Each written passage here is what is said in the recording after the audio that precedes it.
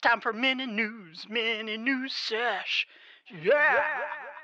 Minisodes are back! So for those dedicated listeners who used to listen to the old school Wingnut Social podcast back in 2019, you'll remember we used to have 2 episodes a week. So we'd have one Monday, one Wednesday. Wednesday was the main podcast. Monday was kind of like the mini news session of the week. Well, we're going back to doing that now. We're going to have 2 episodes a week now. Monday is going to be the latest social media, digital marketing news for you. And Wednesdays are going to be the main podcast episodes with our special guests each week. So look forward to that. And without further ado, here is the first mini-sode of 2022. All right, welcome to this week's mini-sode, where we talk about the top social media and digital marketing news and tips for the week. I'm Emily, head creative Wingnut here at Wingnut Social, and today I am joined by Gavin, our amazing SEO manager. And today we're going to talk about some Reels best practices, because I heard, Gavin, that Meta recently released some insight into how their video algorithm works. So can you kind of tell us about that? Yeah, sure. So in general, Meta has released, like you mentioned, how their video distribution algorithm works. It's not, they went into a little detail, but obviously they're not going to reveal everything. What they went into really was just a lot of things that you would expect, but really hammering down on what we kind of already know as good video practices. So things like making sure that you're creating original content. That's one of their biggest things. And that's really the theme that we're going to talk about a little bit today is just how they're prioritizing originality first. And that goes down, from everything from the videos that you write, shoot, direct. They want to see that there's something that haven't been done before. They want to see that these are videos that are your ideas and that are engaging with other people and that are retaining views. So that's first, videos that you shot, wrote, and edited yourself. And then also the content that you do use, inevitably like music, things like that, or just enhancing that kind of content and the licensing from others is going to be a big deal, and just avoiding duplicate content, things that are the same, kind of doing the same things as other people do.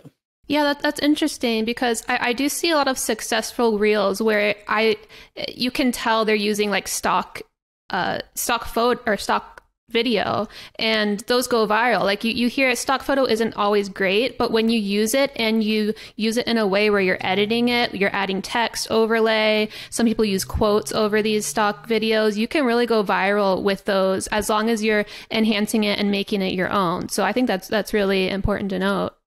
Yeah, they just want to see exactly that, just like how you're going to add to whatever it is to make something improved upon, whatever that content is. They just want to see it improved upon if it's from someone else, but ideally also just, things that have kind of like a narrative arc, a structure, a storytelling structure within the videos. They really are pushing videos that do that. Also, the basics, like just using great lighting, great sound, great audio, just a high production value. The higher production value you get for these videos, the more they're typically going to push it.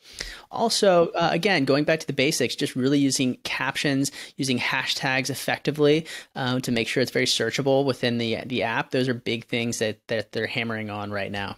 Mm-hmm, right. Yeah. Captions, I definitely agree that those are super helpful, because I forget what percentage it is, but it's a very high percentage of people who watch Instagram and Facebook video without sound. So if you're talking in your reel and you don't have caption overlays on your video, it's not going to capture that engagement like it will if you had captions.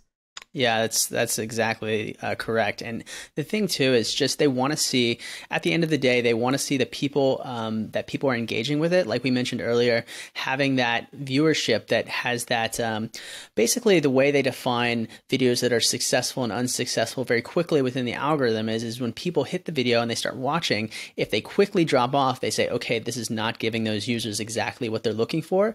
But if you have like kind of a slow drop off, like a slow decline of viewers, they see that as kind of like a healthy viewership. This is giving people generally the content that they like. They're just looking to make sure that there's no cliff of drop off of viewers. And then also just with respect to other people who are seeing the video, they want to see comments that are, a discussion. They want to see people kind of in a back and forth, respectfully, of course, but they want to see that it's not spammy and it's something that's being authentically shared and creating these kinds of interesting discussions that push the platform forward. Ah, right. Yeah, authentic engagement. That's super big. I know there are some people who like to engage in pods, which is kind of a no-no on Instagram. It's, kind of where you're in a group of people who like and share each other's content. But if Facebook sees that and they can tell that that's not really authentic engagement, they're going to end up penalizing your account. So you got to be very careful with that and make sure that the engagement that you're getting is from, your real audience.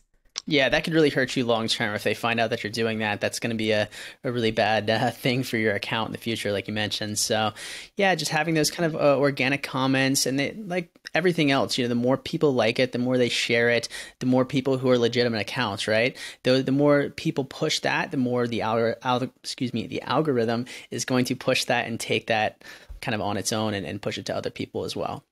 Mm-hmm. Yeah, awesome. All right. So just going over these main points real quick again. Reels best practices. You want to be original. You want your video to be as original as possible.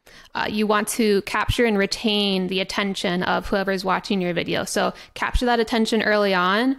If you can make it in sort of a narrative structure, do so. Just capture that and keep it going throughout the video so that Facebook can tell what people are actually interested in and want to watch more of.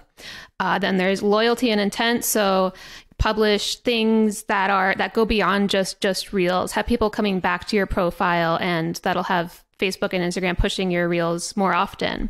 And last thing, like we just talked about, engagement. So get your posts authentically shared. Get people commenting on your content that are real people, not just spammy people or people in your little network. And just get those organic engagements. And that is really what is going to help your reels perform great on Instagram. So awesome insight. Yep, of course. All right. Well, thank you, Gavin. We will see who our guest will be next week. I'm not quite sure, but we'll be back again next Monday with next week's minisode. So we'll see you then. Sounds good. Looking forward to it. Oh, and if you are one of those old school 2019, early 2020 listeners of the Wingnut Social podcast, leave a comment on YouTube and let us know. We would love to see some of those old school listeners and give you a shout out in the comments. So let us know in the comments of YouTube, and don't forget to like and subscribe. Mini new sesh. Yeah.